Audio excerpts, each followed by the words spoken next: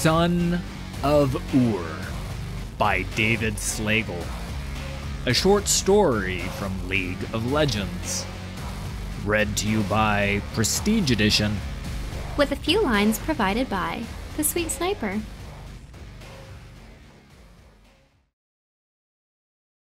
We were running through the streets of Xen.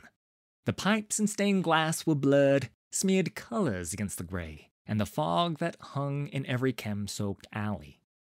Zori was to my left, all matted hair and rusty knives. Her smile was the only sign she was beautiful beneath the grime.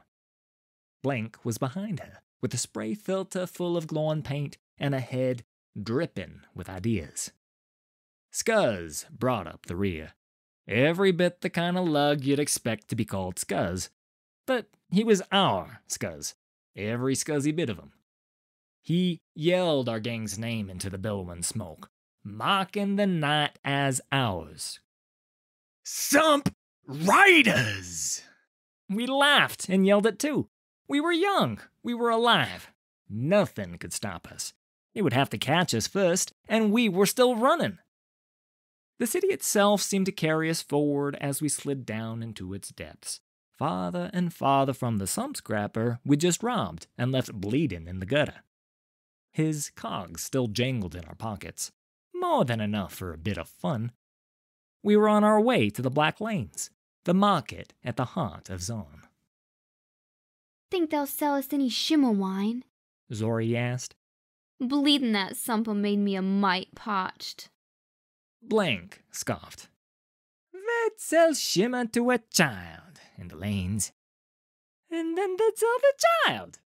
"Gob it, both of you!" Scuzz growled, catching up. His face showed a kind of concern that I'd never seen before. A frown slowly forming. "Can't you hear that?" I squinted my eyes and peered into the night. Since you can't squint with ears, you can. Not without a few arguments. "I can't hear nothing," I said with a shrug. "Not even a plague rat's brown cough." "That's what I mean," Scuzz muttered. And the silence after, it weighed heavier even than Piltover glittering above us. Pushing slowly into the market through the fog, we found dram carts overturned, their wheels spinning lazily, stalls abandoned, still full of exotic wares. There was a stench in the air that reminded me of the sump scrapper, a stench strong enough to make my eyes water, when even seeing him bleed had not. And there were bodies here too. Many of them were wearing a Chem Baron's emblem. They'd been torn to pieces, the cobbles red beneath them. It was a massacre. "Nasty bit of work, eh?" Blank grinned, rooting through one of the dead men's pockets, carefully picking away giblets of flesh. "Guess that means we're getting a discount." Zori only shuddered. There's someone in there, she whispered, pointing into a cloud of raw chemtech that was spewing from a pipe in the clearing beyond. It was the source of the stench that was only growing stronger, crushing my senses, somehow making my ears hum. It's a man. "That's not a man," I murmured, following her gaze into the growing green veil. "Not anymore." It was a hulking shape, with mechanical legs and many guns fused savagely to its flesh, the way a mechanician would fuse two pipes. Burning and searing. Just looking at it made me wince. In one hand, he held a much smaller figure aloft, a man choking in the chemtech cloud. As he writhed, the monster taunted him, its voice a mechanical buzz vibrating deep in my gut, threatening to loose the bowels within. "This is what you want," it almost cooed, cruelly forcing the man's face into a rent in the pipe, the chemtech gas gushing out around them. "Breathe it. make it yours. But the man only writhed, kicking uselessly, growing weaker and weaker, until finally only his augmented arm still jittered, echoing his last desperate thoughts, even after they ceased. And with that flash of brass, it hit me. The dangling corpse, he was a chem baron, the only kind of person who could afford newfangled kit. Baron Crimson or some such. These were his men, scattered around us. Were his men. And now. "We have to get out of here," I gasped, turning from the carnage to my friends behind me. But I couldn't see them. The gas from the pipe, it was spreading, a toxic green cloud making it harder to breathe, harder to run. We had to run. I could hear Zori, Blank, and Scuzz panicking and coughing somewhere nearby. I reached out into this world for anyone, anything to pull along with me as I made my escape. But there was only the sound of a body slumping softly to the ground, a spray filter rattling across the cobbles. Blank. I stumbled as the truth hit me. He was gone, and the worst was still to come.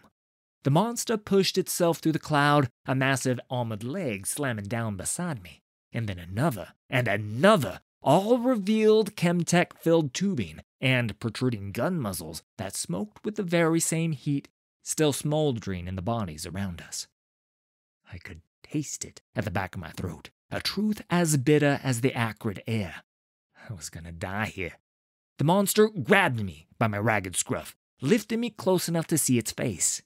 It was a visage of terror, all the more horrifying because it was human. More human than the rest of him, at least. His tox mask glowed as it vented pure alchemy, but his eyes were somehow even brighter, intelligent, almost seeming to smile as they took my fear in. "A son of Zon, what is your name?" He growled as he brought me closer. His accent was sharp, but I couldn't place it. His words battered my resolve, each one hitting with the force of his hate. I couldn't even stammer an answer. He laughed. "The Baron, you recognize him? Like many, he tried to rule this city, casting countless people into the depths to mine this." He breathed in deeply as the gases swirled. "This misery. Now he is no more, killed by that which gave him power over others. It is you, the gutter rat, at home in the squalor who survives. So tell me, which of you is stronger? Which of you deserves to live?" Suddenly I was falling back to the ground, landing on top of my friends. They were shuddering, choking as the Chem Baron had. Scuzz, his mouth was foaming. And Zori. I closed my eyes against the tears before I could see what had happened to her. "Run," the monster said. "Tell the city how you survived, and a Baron did not. You will be my witness, the first of many." I hesitated. "Run," he bellowed. I saw Zori then, sobbing, reaching out for help with the last of her strength. I didn't want this to be the way I would remember her. I wanted to remember her smile. I still do. But I was running again, through the streets of Zon. And can you imagine how it felt to realize, with burning lungs and heaving breaths, that my screams were the message I was to bear? I was alive. My friends were not. I was worthy.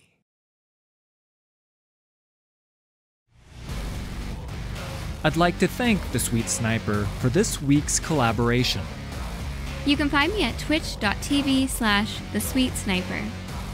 All credit for these stories goes to Riot Games and League of Legends. Full details can be found in the video description. If you enjoyed this production, please hit like and subscribe. There's a lot more coming.